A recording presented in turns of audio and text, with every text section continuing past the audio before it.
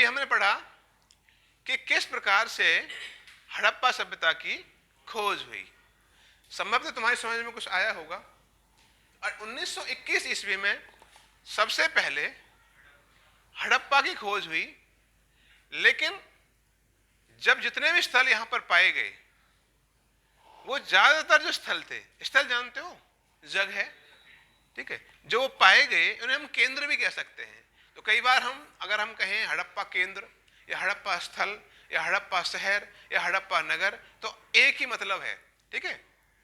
ये हड़प्पा सभ्यता की बात हो रही है। देखो दो वर्ड अलग अलग है, हड़प्पा सभ्यता, हड़प्पा शहर। जब हम बात करते हैं हड़प्पा शहर की तो हम केवल और केवल हड़प्पा शहर की बात करेंगे, और जब करेंगे हड़प्पा सभ्यता तो उसमें जितने भी 1400 स्थल जो हमने खोजे हैं ना अब तक, वो सारे की बात कर रहे हैं हम, सभी की कंबाइंड रूप में हड़प्पा सभ्यता कहेंगे उसको। लेकिन आपको पता है इसके नामों के बारे में, इसके नामकरण के बारे में? हड़प्पा सभ्यता को आरंभ में नाम दिया गया सिंधु घाटी सभ्यता। क्यों दिया गया सिंधु घाटी सभ्यता? क्योंकि इसके जो आरंभिक स्थल थे ना, शुरुआती स्थल जो थे, वो या तो सिंधु नदी के किनारे। अब जानते हो सिंधु नदी कहां पे है? सिंधु नदी, देखो ये मैप आपको दिख रहा है, थोड़ा मैप पे दिखाना कैमरा, इस पे सेट करो थोड़ा सा, इधर लिख के, चलो कोई नहीं, आप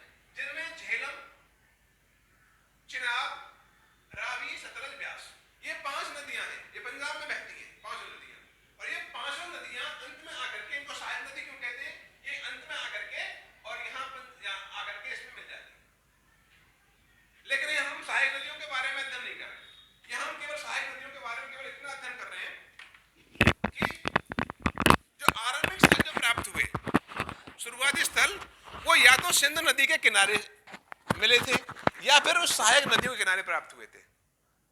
चाहे वो मोहनजोदड़ो रहा हो सिंधु नदी के किनारे, हड़प्पा रावी नदी के किनारे, क्योंकि रावी जो है सहायक नदी है, चन्नूदड़ो वो भी सिंधु नदी के किनारे।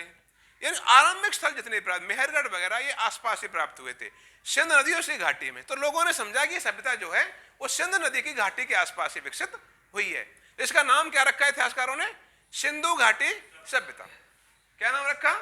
सिंधु घाटी सभ्यता। तो प्रश्न यह आता है कि सिंधु घाटी सभ्यता को हम सिंधु घाटी सभ्यता क्यों कहते हैं? तो इसका उत्तर आप क्या लिखोगे? क्योंकि इसके आरंभिक स्थल, इसके जो आरंभिक खुदाई के स्थल थे वो हमें सिंधु घाटी नदी की घाटी में, सिंधु नदी की घाटी में प्राप्त हुए थे, इसीलिए इसका नाम क्या रखा गया? सिंधु घाटी सभ्यता। लेकिन ये समय बीतने के साथ साथ में जैसे जैसे इसके स्थल और प्राप्त हुए मिलने, खुदाई आरंभ हुई धीरे धीरे इधर उधर, तो इसके स्थल ऐसी जगह भी प्राप्त हुए जहां पर सिंधु नदी नहीं बहती थी, जैसे कि गुजरात में लोथल, धौलावीरा, ऐसे ही महाराष्ट्र में दायमाबाद, मेरठ में आलमगीरपुर, ऐसे बहुत सारे, जैसे कि इधर बलूचिस्तान में सुतका गेंडौर दमिश्क नदी के किनारे, कालीबंगा राजस्थान में, वहां पर नहीं बहती सिंधु नदी। तो इसका मतलब अब यह केवल सभ्यता सिंधु नदी के घाटी में ही पनपी हो, यह बात तो अब गलत हो गई थी। अब इसका नया नाम इतिहासकारों ने ढूंढना चाहा, भाई इसका नाम क्या होना चाहिए। तो जब ऐसी जब कंडीशन आती है ना तो उसमें जो सबसे पहले जो जगह ढूंढी जाती है ना, उसके नाम पर ही उसका नाम रख दिया जाता है। क्योंकि आपने देखा होगा कई बार आयोग बनाए जाते हैं, कमीशन बनाई जाती है, जो उसका अध्यक्ष होता है उसी के नाम पर तो उस आयोग का नाम होता है, जो उसका अध्यक्ष होता है। तो मेन जो यानी कि मेन आदमी होता है जो सबसे पहले चुना जाता है। अब हम मोदी सरकार ही तो कहेंगे, क्या मोदी अकेले ही सरकार है क्या देश में? तो क्यों कहते हैं मोदी सरकार? क्योंकि प्रधानमंत्री लीड करते हैं, वो सबसे पहले चुने गए वही हैं, उसके बाद मंत्री बने हैं। भाई पहले प्रधानमंत्री और उसके बाद तो मंत्री बनते हैं ना, अन्य मंत्री बनते हैं। तो कहने का मेरा मतलब, अब इसका नाम सबसे पहले खोजे गए स्थल हड़प्पा के नाम पर रख दिया गया, इसका नाम है हड़प्पा सभ्यता। तो सिंधु घाटी सभ्यता नाम होगा एक तो इसका। क्यों? क्योंकि इसके आरंभिक स्तर सिंधु नदी और उसकी सहायक नदियों की घाटी में प्राप्त हुए। फिर इसका दूसरा नाम क्या है? हड़प्पा सभ्यता, क्योंकि सबसे पहले खोजा गया शहर हड़प्पा था, इसीलिए उसी के नाम पर इसका नाम हड़प्पा सभ्यता रखा गया। और तीसरा नाम जो है इसका वो है कांस्यकालीन सभ्यता। कांस्यकालीन, कांस्य जानते हो? कांसा। कांसा एक मिश्र धातु है जो कि तांबे और रांगे को मिलकर बनती है।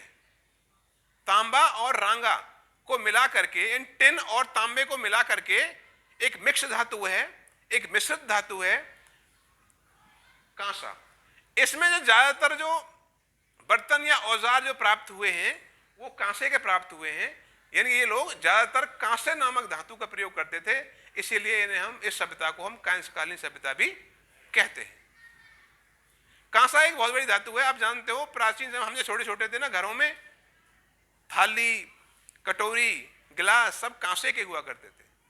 उसका स्थान प्लास्टिक ने और स्टील ने ले लिया। आप तो स्टील और प्लास्टिक की पैदाइश हो, उसमें पैदा हुए हो, लेकिन हम जो पैदाइश है ना वो कांसे की है। उस वक्त जो हम बचपन में छोटे थे तो हर घरों में कांसे के बर्तन हुआ करते थे। आपके घरों में अभी भी मिल जाएंगे, लेकिन वो अब किसी अलमारी में या किसी बेड वगैरह की उसमें भीतर अंदर पड़े होंगे, छुपे हुए पड़े होंगे, मिल तो अब भी जाते हैं, लेकिन कांसे के बर्तन जो होते हैं अभी भी कांसे के बर्तन प्राप्त होते हैं, बाजार में मिल जाते हैं। ये मिश्र धातु है, तो इसलिए इसका नाम कांस्यकालीन सभ्यता इसको हम कहा गया। तो इसके तीन नाम हैं। तो हमने अब तक पढ़ा है सिंधु घाटी सभ्यता की खोज कैसे हुई और इसके नामकरण के बारे में। अब इससे पढ़ेंगे हम कालक्रम के बारे में। कालक्रम मतलब ये सभ्यता कब पनपी, इसे कहेंगे हम कालक्रम।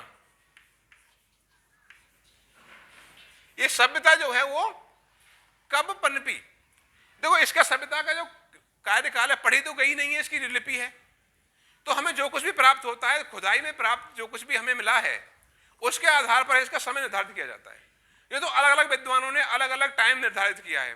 जॉन मार्शल ने अलग किया है, मार्टिन व्हीलर ने अलग किया है, अलग अलग टाइम निर्धारित किया है। लेकिन जो सर्वमान्य जो बात है, जो सर्वमान्य जो टाइम इसका है, वो है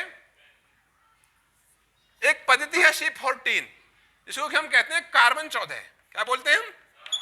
कार्बन 14। इसका काम क्या है? एक वैज्ञानिक पद्धति है जो कि प्राचीन वस्तुओं की उम्र का पता लगाती है, एक चीज कितनी पुरानी है, इसके द्वारा वैज्ञानिक पता लगाते हैं C14 के द्वारा। तो C14 के द्वारा यानी कार्बन 14 के द्वारा जिसको कालक्रम जो फाइनल किया जाता है, वो उसे हम 3 चरणों में बांटते हैं। एक तो है नंबर 1 प्रारंभिक चरण। प्रारंभिक चरण ये वो काल था जब ये सभ्यता अपना विकास स्टार्ट कर रही थी, शुरुआती चरण है इसका, इसका विकसित काल है ये, जब ये विकासशील थी। इसको माना जाता है 3300 से, कहीं 3250 भी प्राप्त होता है, कहीं 3300 भी प्राप्त होता है। आप 3250 लिख लीजिए। 3250 ईसा पूर्व से और 2600 ईसा पूर्व, ये इसका प्रारंभिक काल है। इसका जो दूसरा चरण जो माना जाता है वो है इसका विकास काल। इसको हम इसका चरम काल भी कह सकते हैं, पीक पे थी इस दौरान। ये सभ्यता बिल्कुल अपने चरम के पीक पे थी, और ये काल माना जाता है 2600 ईसा पूर्व से 1900 ईसा पूर्व तक। तीसरा जो चरण है इसका वो है इसका उत्तर काल, यानी कि पतन का काल है इसका। ये उत्तर कहते हैं बाद को, उत्तर काल। इस दौरान ये अपने संघर्ष कर रही थी अपने बचाने के लिए। और 1900 से, और ये काल जो है वो 1200, कई बार आपको कहीं कहीं 1300 भी प्राप्त होगा, 1200 ईसा पूर्व तक, यानी कि 1200 ईसा पूर्व आते आते सभ्यता पूरी तरह से नष्ट हो गई। तो ये इसका कालक्रम हो गया। 3 चरणों में बांटेंगे इस कालक्रम को। तो क्वेश्चन बनता है कि सिंधु घाटी सभ्यता या हड़प्पा सभ्यता के कालक्रम को निर्धारित कीजिए। तो कालक्रम के लिए आप किसका हवाला देंगे? C14, यानी कार्बन 14 नामक एक पद्धति है, जिसके द्वारा, वैज्ञानिक पद्धति है ये, जिसके द्वारा पुरानी चीजों का पता लगाया जाता है। तो इसके हम 3 चरणों में इसके काल को बांटते हैं। प्रारंभिक चरण 3250 से 2600, इसका जो विकास का काल है वो 2600 से 1900 ईसा पूर्व तक, और इसका जो उत्तर काल है जिसमें इसका पतन आरंभ हो गया था और अंत में ये पतन हो भी गया, इसका नष्ट हो गई सभ्यता, वो है 1900 ईसा पूर्व से और 1200 ईसा पूर्व तक। तो आज के लिए, आज के टॉपिक में इतना ही, बाकी फिर हम कल अगले चैप्टर में पढ़ेंगे।